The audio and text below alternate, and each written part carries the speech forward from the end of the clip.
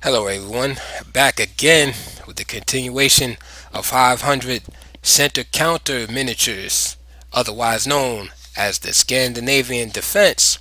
We're picking up game 5, and this game was played by George Koltanowski with the white pieces. Some of you chess historians might know who he was, famous player.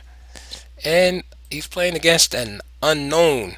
And this game took place in Chichester, 1937. E4, D5, E takes D5, Queen takes D5, Knight C3, Queen A5, B4. And we're continuing with our so-called mieses-kotrc gambit, which we started off with in the first four games. So instead of taking, which is the usual and correct continuation, Black decided to get fancy and play Queen E5 check.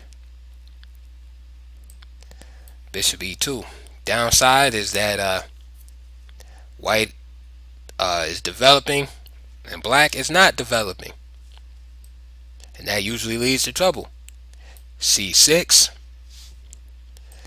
Knight F3. Notice how that Queen E5 check did absolutely nothing to hinder White's development, as when Queen E5 check was played, Bishop E2 came out, which is a developing move, and then the Queen on E5 became a target for the natural developing move Knight F3.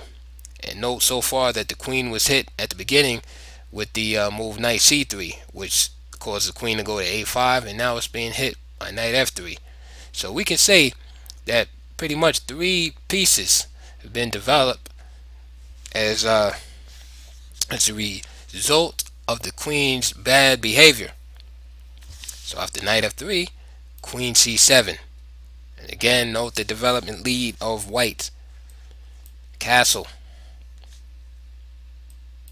E6. His pawn is threatened now. Okay, A3. Knight D7 is played. D4. B6. And we can see Black is wasting a lot of time. Bishop D3. Koltanowski puts the bishop on an active square, as opposed to it just being developed on Bishop E2. And also clears the E file for the action of other pieces. Even the Queen may go here at some point. So Bishop B7. And there it is, Queen E2. Knight G F6. Knight E5. Beginning attacking operations. Knight D5. Moment of truth here, challenging this knight. Knight takes D5. C takes D5. And that trade was justified because Black cannot afford to waste time here. White can't afford to waste time, because then his advantage, his lead in development, would just dissipate. So here Koltanowski plays bishop to B5, just simply threatening to win this piece right here. But some of you astute tacticians out there may have noticed the possibility to play this move, Knight takes F7, with the brutal attack. The idea is Knight takes F7.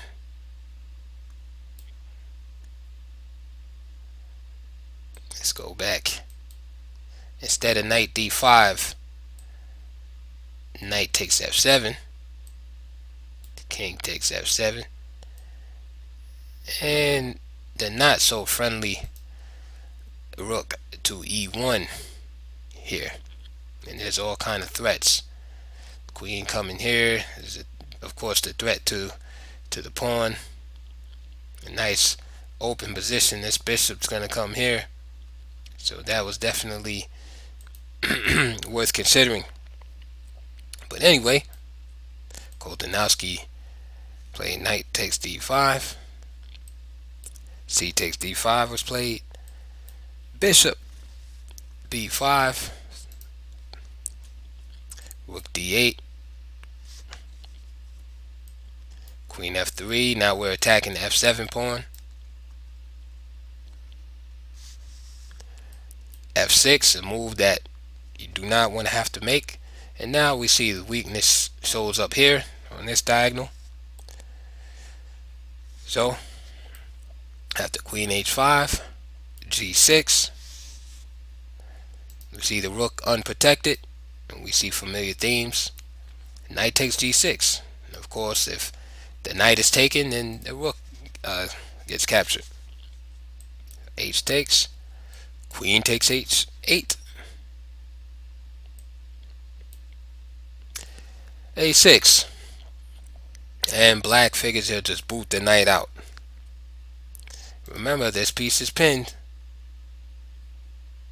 Koltanowski simply plays queen takes f6 with the eye on these two pawns right here. So after material is captured on b5, queen takes e6, and black resigned. Can you see why? If you want, you can pause the video and try to find the continuation after bishop e7.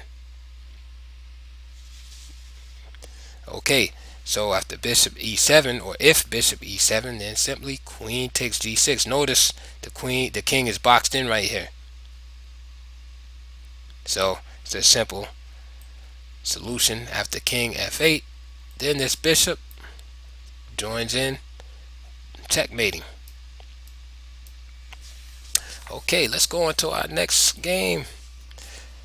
Game 6 between Zelensky with the white pieces and Skuya with the black pieces. This is from the Soviet Union, 1957. e5, d5. E takes d5. Queen takes d5. Knight c3. Queen a5. Now instead of the move we've been seeing, b4, the gambit, we see bishop c4. e5, d3, c6, knight f3, bishop e7, queen e2,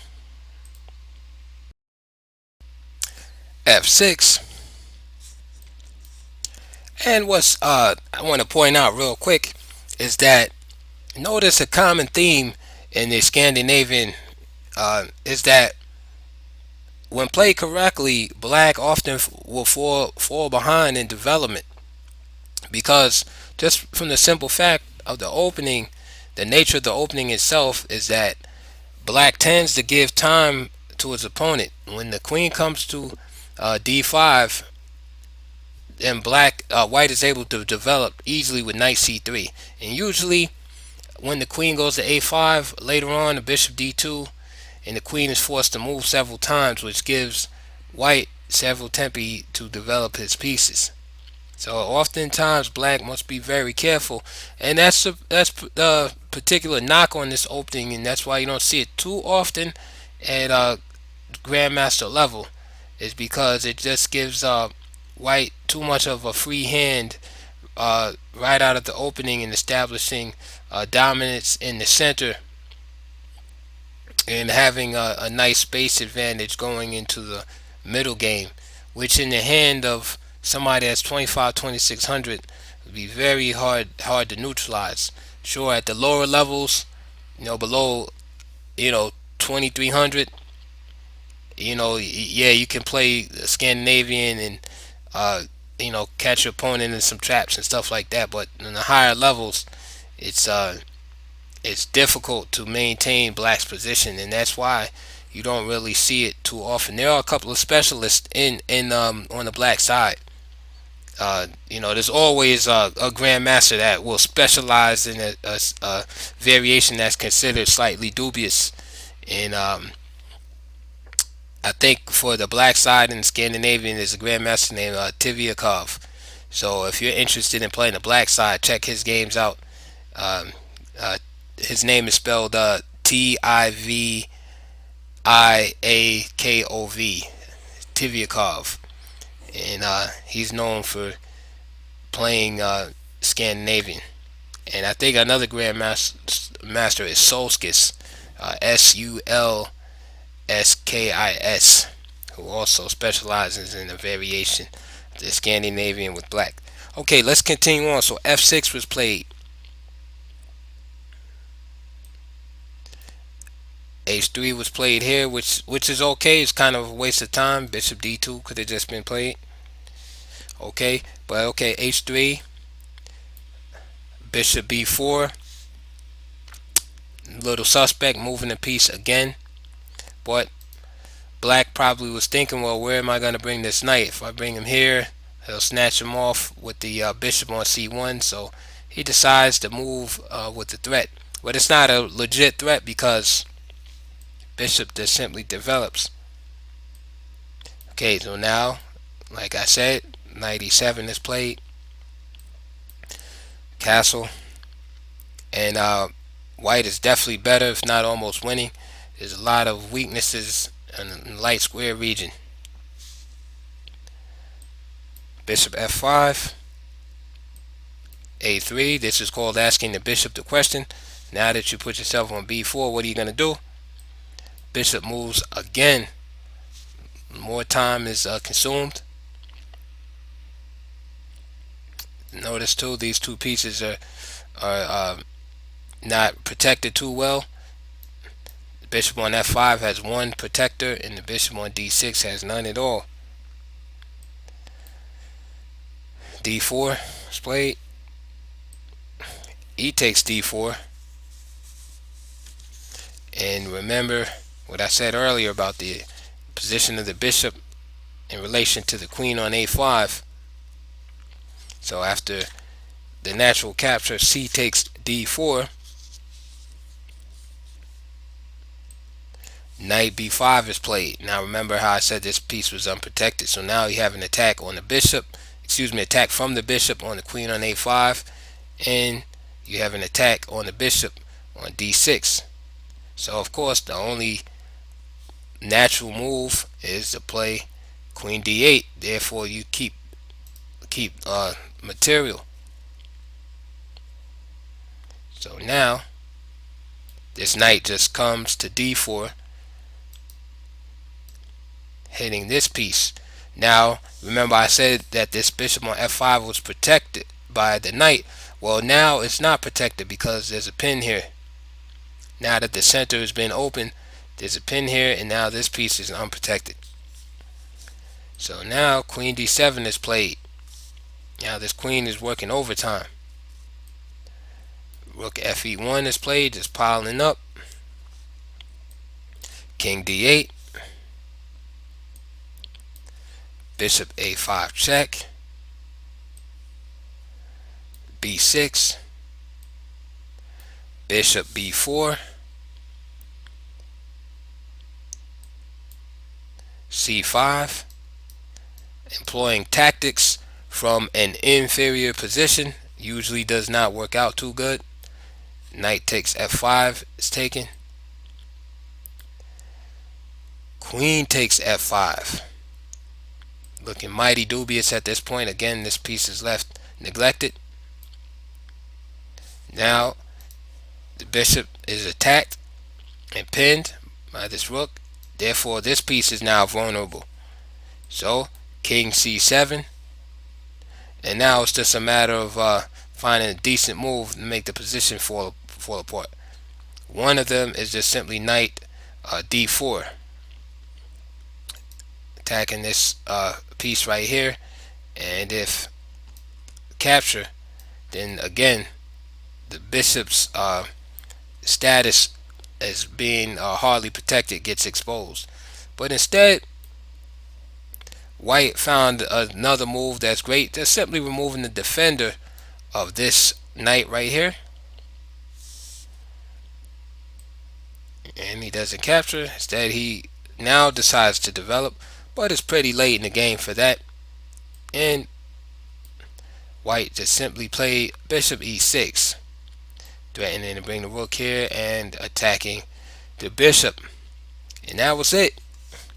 Next game, White player N a man versus W Schlield, and this is game was played at Neuwied 1993. E4, D5, E takes D5, Queen takes D5, Knight C3, Queen A5, Bishop C4. And notice White's lead in development already, so Black has to play circumspect. Knight F6, B3 is a move I don't recommend. Is B3 because it's kind of a waste of time here. C6, Bishop B2, Bishop F5, A4, another needless move, E6, Knight G2. And why am I saying these are needless moves? Because you have to remember that your main advantage is White in this position. And again, this miniature series shows miniatures from the white side and black side. But just due to the nature of White's opening advantage at the beginning, most of the miniatures will occur with White being the victor. But the reason why I say these moves are a waste of time, notably B3 and A4, is because you got to remember the nature of the position. Black is giving up tempi at the beginning of the game. So you have to make constructive use of that tempi. So instead of playing moves like B3 and A4, useless pawn moves at the beginning of the game, you develop your pieces to make the maximum use of that time that Black is giving you. If you just squander the time away, then Black just simply catches up in development and has an equal game, and then can pursue the initiative of his own. Because one thing you have to notice about this position is that Black has a great pawn structure. This is what is known as a Karel Slav pawn structure. So it looks like it's akin to the openings in Karel Khan and the Slav, which are known for having fantastic pawn structures. But the downside is usually Black takes on a cramped position due to the absence of this pawn in the center at D5. He loses his position in the center. But if Black can catch up in development and get his pieces out, then he's just fine, and usually he ends up better in the end game. So if White squanders his lead in development and doesn't make anything out of the extra time he's been given, then he usually becomes worse. And we will see that in this game right here. So Knight BD7, Knight G3, Bishop G6, D4. Now usually this bishop on B2 should be there harassing the queen, but it's not. So we see a couple of suspect stratagems by White here. Now after D4, weakening the dark squares a little bit, now we see Black developing with a threat. Now look at how powerful this bishop and queen combination is, and look at this bishop, which is blocked by his piece and by another pawn. So you tell me why or what the bishop is doing there. Okay, so Queen D2. So White tries to make lemonade out of lemons, and he's gonna try to use this opportunity to castle queenside. Problem with that idea is that you have some weakness over here. It's easy to attack the queenside over here. Okay, so he takes care of the pin and tries to make it happen, but he's weak in his position. So Black is in the driver's seat right now. Matter of fact, Black can castle queenside if he wanted to right now, but instead he simply played Knight D5, putting more pressure on the position. White makes a concession, gives up the bishop here. He probably should have just played knight, the other knight back to e2, but instead he gives up the bishop here. C takes d5. Again, this conflicts with the idea of castle and queenside. Why? Because now you got an open C file, and any of you play the Sicilian, you know to deal with the open C file. Black is going to generate tremendous pressure down the file with the rooks. So therefore, that move knight d5 was strategically wrong, and it does nothing to alleviate the pin. Matter of fact, it exacerbates the situation. All right, let's keep going. White castles anyway.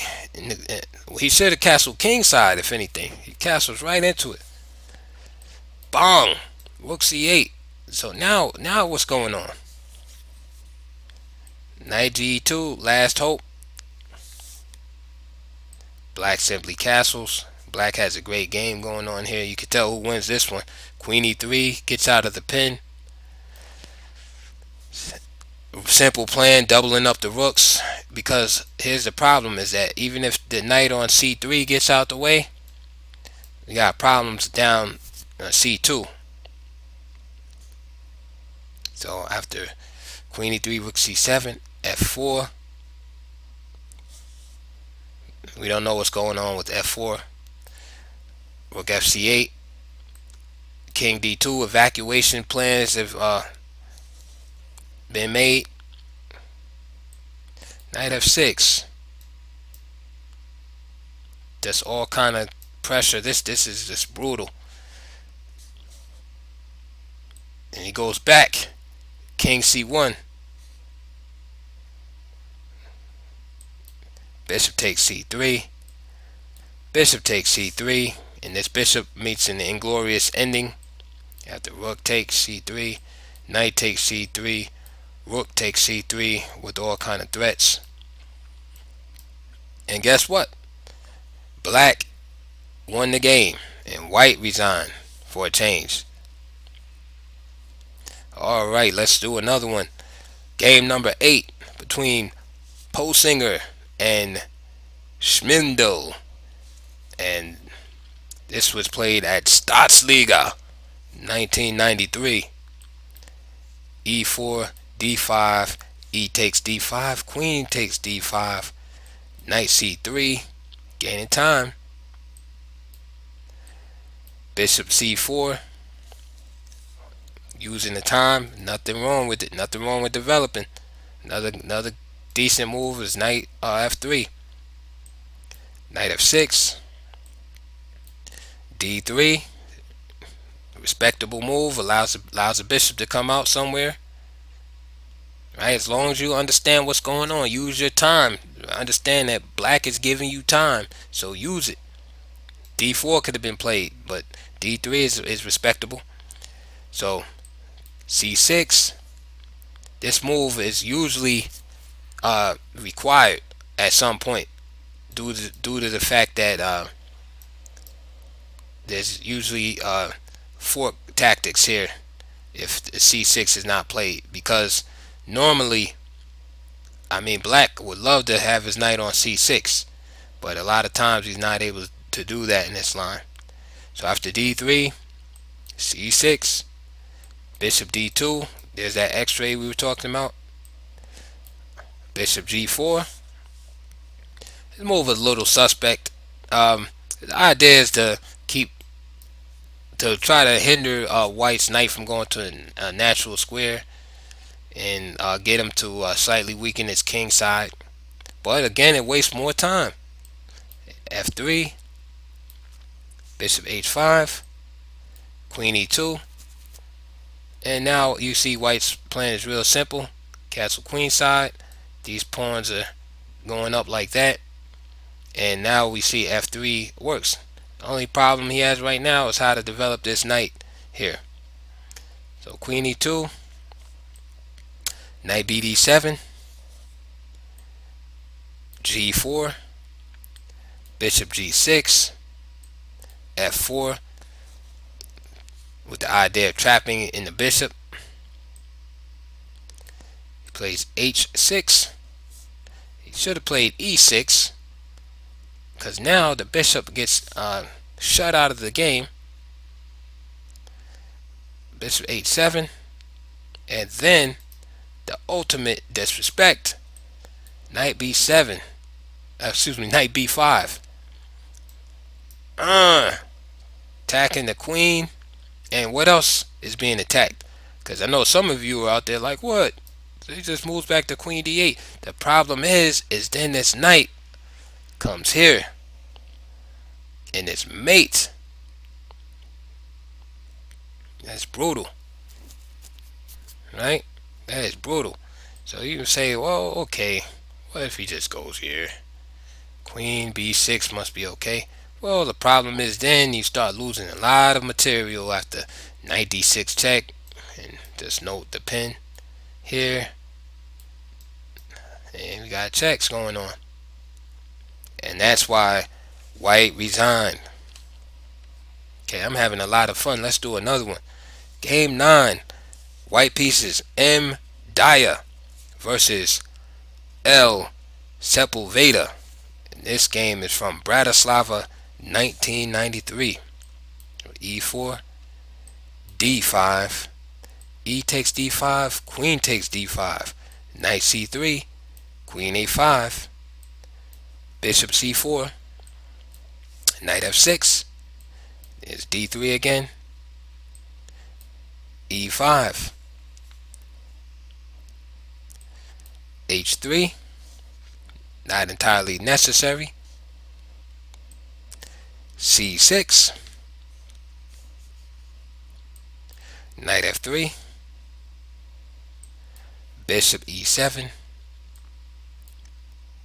castle, castle, Bishop D2, Queen C7, Rook E1, and White has done a decent job of maintaining his leading development, and now he has to start thinking about some aggressive actions because Black is also developing his pieces, and he has a little foothold in the center. But as we can see, White is going to try to prove that center is weak. So knight bd7, reinforcing the center, but he still has some problems getting his pieces out.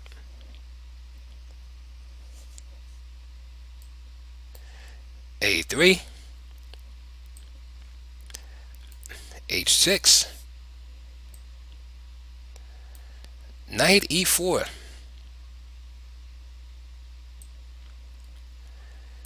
B5, Bishop A2, and now we see the purpose of the A3 earlier, although it is a kind of a waste of time. C5, idea being to bring the bishop on this diagonal. Knight G3, Rook E8, Knight F5, Bishop F8, Queen C1, and now we see a little bit of speculative play here from White, obviously eyeing the sacrifice on H6.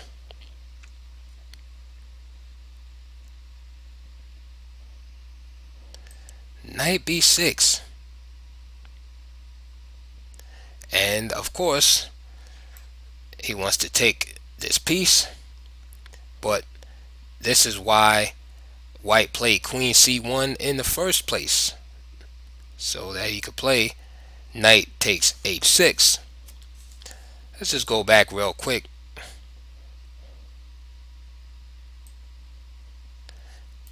He probably should have just continued with this plan of bishop to B7. Now,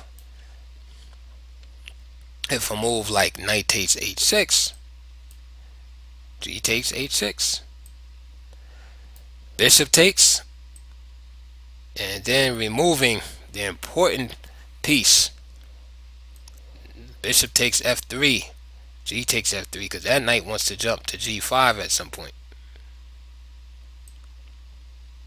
Now, key move, guarding the g5 square. And then, for instance, bishop takes, rook takes, and then the kings will both go to the corner. And we can say here, my friends, that black is better. Okay, so let's go back.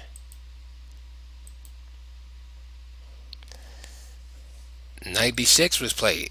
A reasonable move. He wants to get rid of one of the knights, but just tactically unjustified here.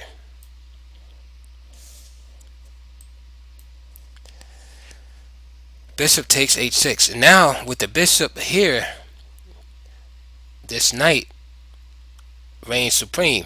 This knight will not be captured now. So for instance, I'll give you an example. The other line we looked at had this move, knight h7. See, knight h7, notice that square is just available.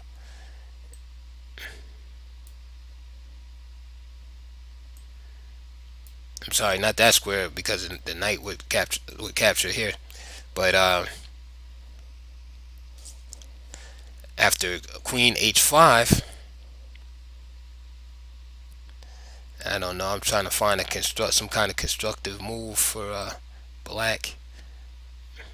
Let's just say like bishop b7, just for argument's sake.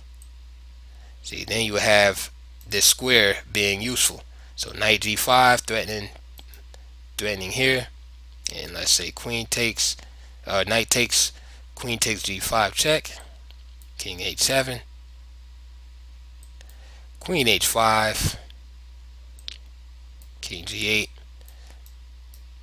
and that's all she wrote. After rook takes e5, then the queen would have to sacrifice herself. So that's why that variation does not work. So after 18, bishop takes h6, bishop takes h6, queen takes, desperation move occurred, queen e7, with the idea of just bringing the queen to defend the king. But then, boom, again with the analogous threats that we had before, and black resigned once again. Okay, and now on to our last game. Alright, game 11, excuse me, game 10. Don't want to skip game 10. This will be our final installment for this video. And with the white pieces, a player that you never heard of, Ben Shop, versus another player with the black pieces you never heard of, Grunenwald.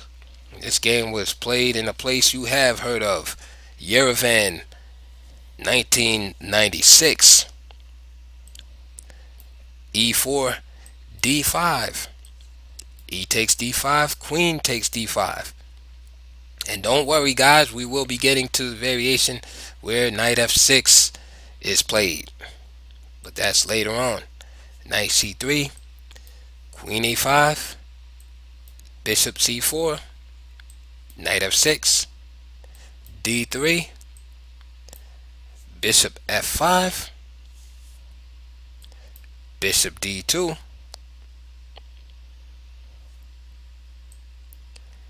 c6,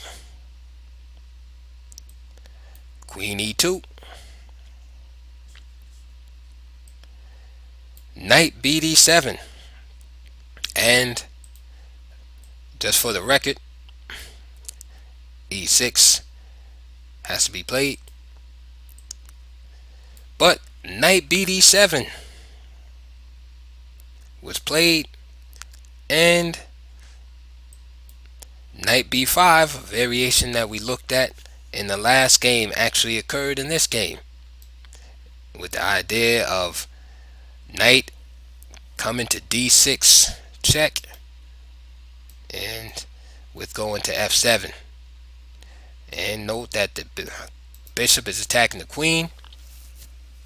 Queen has limited squares, so of course if the queen goes all the way back to d8, then that's going to lead to a mate, and the queen goes, say, to a6. That's going to lead to a discovered attack from this bishop. So the queen doesn't have that many options, but the main idea is not really trapping the queen, it's getting this rook in the corner. So for instance, say after queen b6, simply knight d6 check. Of course, for our beginning players, can't move. The knight cannot be captured because of this pin, so the king is forced to move over. King d8, knight takes f7, bow, the fork, king c8, knight takes, and whatever, up a whole rook, limited compensation, queen just drops back, and that's your game, folks. So after show you where black resigned. Black resigned after knight b5 was played, because these threats are unstoppable. So just try to keep that in mind in your games, and good luck whether you're playing the black side of this defense or the white side. So I'll see you in the next installment, beginning at game 11.